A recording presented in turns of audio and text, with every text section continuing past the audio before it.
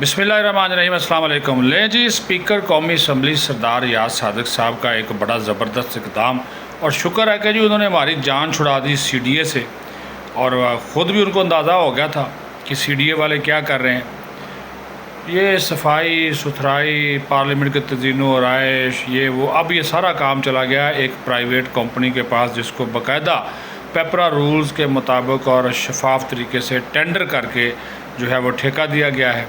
ये अब जो कंपनी है इसने अपनी ज़िम्मेदारियां संभाल ली हैं। 10 करोड़ रुपए की इससे होगी बचत। CDA था एक सरकारी इदारा और उसकी कारकर्दगी इंतहाई नाकस थी। आप ये अंदाज़ा लगा लें कि जब से पार्लियामेंट बनी है, जब भी बारिश होती है, CDA ये आज तक नहीं कर सका कि पार्लियामेंट की छतों को टपकने से रोक सके जब भी बारिश हो। ये आप अंदाज़ा लगा लें। तो सफाई सुथराई का आलम ये था कि दर्जनों टन कूड़ा जो है, कई टन कूड़ा दर्जनों ट्रक्स के ज़रिए निकाला गया है पार्लियामेंट के अंदर से।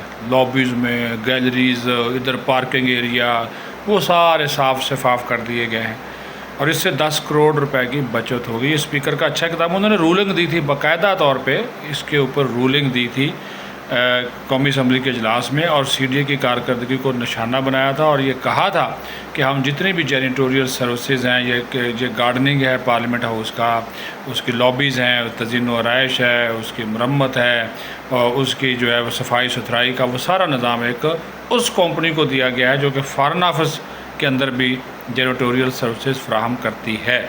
तो ये एक अच्छा इक़दाम है। इससे 100 कौमी ख़जाने को बचत 10 करोड़ की हो गई।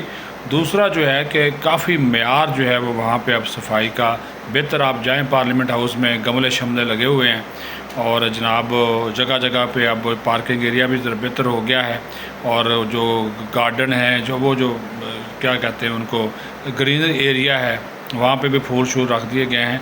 तो ये एक अच्छी तब्दीली है जो कि स्पीकर सरदार रियाज सादिक के इक़दामात की जो बदौलत है, वो जो है वो वहाँ पे तब्दीली हमें देखने को मिली है।